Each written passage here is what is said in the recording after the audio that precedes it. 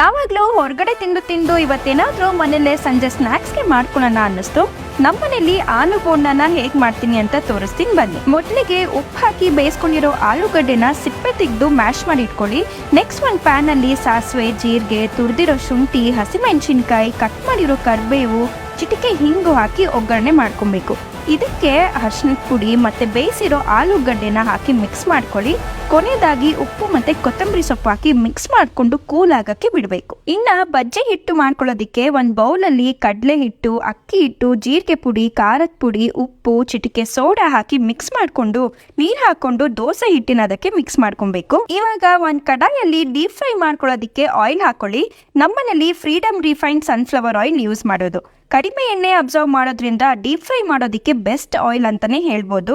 ಇದಲ್ಲದೆ ಇದರಲ್ಲಿ vitamin A, D ಮತ್ತು ಇ ಕೂಡ ಇದೆ. ಎಣ್ಣೆ ಬಿಸಿ ಆದಮೇಲೆ ಆಲೂ ಬಾಲ್ಸ್ನ ಹಿಟ್ಟಲ್ಲಿ ಕೋಟ್ ಮಾಡಿಕೊಂಡು ಡೀಪ್ ಫ್ರೈ ಮಾಡಿಕೊಂಡ್ರೆ ಬಿಸಿ ಬಿಸಿ ಸ್ಪೈಸಿ ಆಗಿರೋ ಆಲೂ ಬೋಂಡ ರೆಡಿ ಆಗುತ್ತೆ. ಇದನ್ನ ಆನಿಯನ್ ಮತ್ತು ಲೆಮನ್ ಜೊತೆ ಸರ್ವ್ ಮಾಡ್ಕೊಳ್ಳಿ.